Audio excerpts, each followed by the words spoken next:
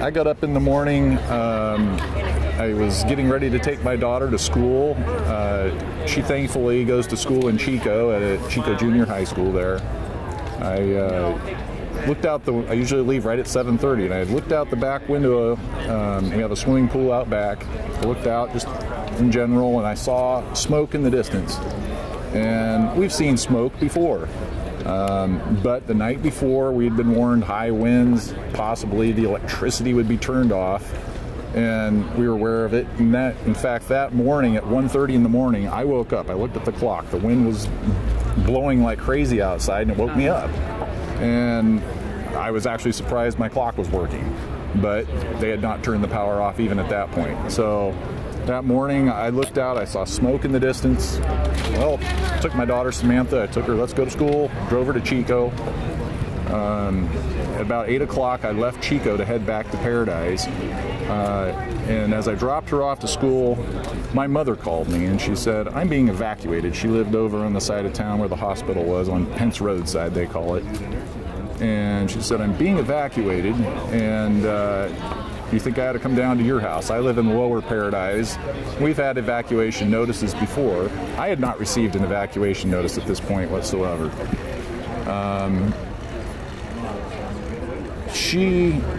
We decided for her to come to our house and hang out for the day, and that would be just a normal thing we would do. She called me back 10 minutes later as I was driving back toward Paradise, and she said, I can't find my car keys. She was in panic mode, and there was a lot of smoke in her area. So I told her, I will come and I'll get you. I'll drive up through town and come to see if I can get there. So I drove up through town. I know back streets. I grew up there. I was able to get up to her place in about a half an hour. Traffic was heavy. People were leaving. And a lot of people were standing out in the streets looking. They were in awe of what was going on. As I got close to her home up there, that was where I saw the first flames, actually. At that point, I drove into her street, and there were flames down in her street, and it panicked me. I parked my car, I ran down to her house, I knocked on the door, no answer, which panicked me some more. A neighbor was out with a hose. He was hosing down shrubberies that were on fire right there. And he says, I haven't seen your mom. And he took off. And I don't know where he went from that point. But anyway, I called my wife. She hadn't heard from my mother. I also tried to call my mother. I could not get a hold of her. So I was in panic mode. I drove out of the drive there, facing one direction. It was pure black smoke. Facing the other, it was lighter out. I ended up going to the lighter direction, which happened to be a long route out of town, basically. It was the long way. I was in traffic for about 4 hours on that point, trying to get out of town.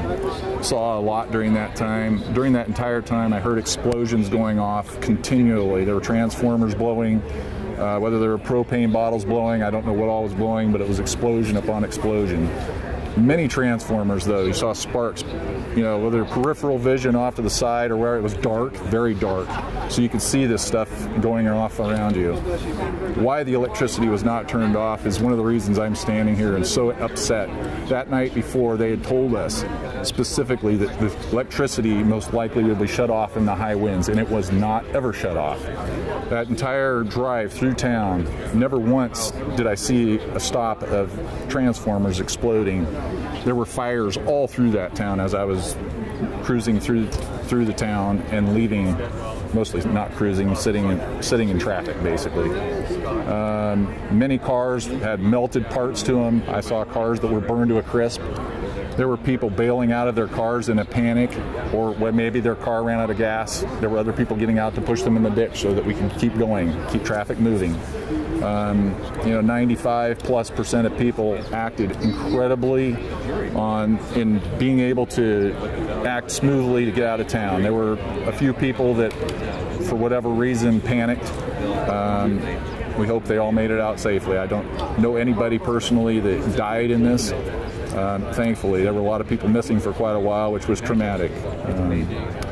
Yeah, so did you lose everything completely? I lost everything completely. I had a beautiful home. It was my dream home. My wife and I moved in there a year and a half ago. We loved where we were. It was a beautiful spot. Paradise is a beautiful city. It's a place that, I grew up there. I knew the town. I picked the location where I loved. There are a lot of things there that we don't have to deal with as a community that are difficult. It was a very quiet place. We did have PG&E coming around claiming we need to cut down these trees here and these here. They were marking trees all throughout town. They've been doing this for years. And recently they had taken some of ours down out by the road. And they said, we're going to come back later and take some more out. Why they didn't do it all at once, I don't know. But it's a town full of trees. I must say, the other day I drove up through Auburn, down through Placerville, and I believe they're in for a way worse situation than Paradise is. It's a really rough community, rough place to drive through. The streets are narrower there than Paradise. If something were to happen there, I think the death toll would be what would be a bigger there. People will not be able to evacuate out of that area like they would out of Paradise. There were issues also with, another problem we're upset with is the Office of Emergency Services during the event, directing traffic out. Highway 99 in Chico was pretty much going one direction north for a lot of the time, and southbound was open. Why it was open and nobody was fishing people that direction, just keep traffic moving. Traffic in Paradise, and I sat in it for so long. It was so miserable. For days after that, I had sore throat issues, headache issues from the inhalation of the smoke that I was involved in there. How are you set in terms of insurance? Are you fully insured, or what's the situation with your insurance? It's really difficult. I was fully insured for an event where if my house burnt down by itself, it would fully be replaceable with the money that's available.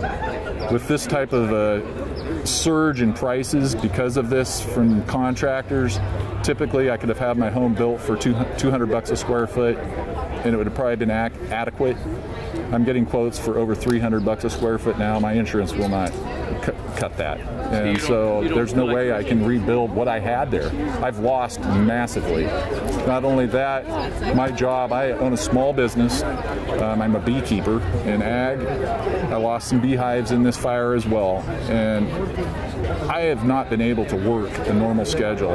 In fact, I don't think I've even worked 10% of my normal schedule. I have employees that are picking up the slack, great people, and they're helping me out a ton. But right now I can't function in my head. I'm unclear. I'm awake at night thinking about it. I'm angry. My wife and I wake up. She wakes me up sometimes. I wake her up sometimes. We're not getting adequate rest that we need. It's very disturbing. We're just not a normal function. We're living in a motorhome. I have 3 daughters. And we've gone from a 3,000 square foot home down to a 350 square foot tin can, and we're trying to function in that. And I'm trying to run a business. I want to see it successful, and I don't know that it can be. It's very difficult to have a situation like that. There's a lot that's wrong right now, and the time lost, the fact they never turned that power off in that town. I have a swimming pool, and in the back I have a diamatreous earth filter which stands up about 3 feet tall. It's full of wet mud type material that filtrates the water out of my pool, and a pool pump in this area that is surrounded by concrete cinder blocks. That pump and that filter both fried to a crisp, full of water. And you can't tell me that was caused by anything but an electrical surge going through that. It's electrical issues, and they never shut the power off in that town, and that's what's extremely frustrating. Not only did they have issues from where it started, but during the whole process, they did not maintain responsibility. What would you like to see happen here with PG&E? I want to have a jury trial be available, so and especially in Butte County, where the people of Butte County who have been affected by it, we can have a trial set there, where we can have a hearing about what happened. And it may end up taking a long time with many individual cases, even a class action lawsuit, to figure out what these people need to be paid back for all of what's happened to them. We did not ask for this one bit. It's just torture to us. It really is. I probably got 3 hours of sleep last night. and just I'm in anger a lot of the time over it. Every day it gets worse. It's just frustrating. The shock, the trauma initially is there, but then you start realizing how it's affecting your day-to-day life, and it's awful. It really is awful. The community is burdened. Chico is burdened. They had maybe a 1+% housing opening, basically, for people to be able to move into homes there. That town is just flooded with awful traffic now. People hanging out all over the place all the time. It's a difficult community to live in now. It's very difficult. And, you know, Orville as well. You'd like to see PG&E be held accountable then for what happened, right?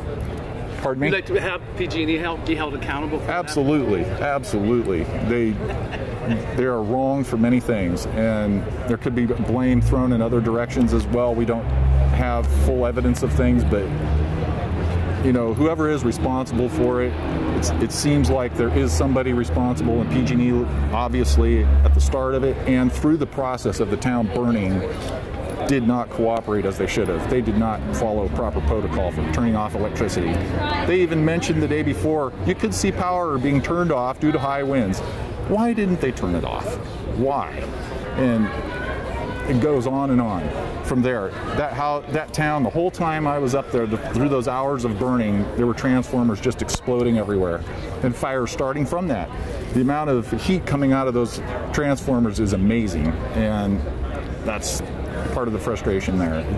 They are definitely responsible for a large portion of this.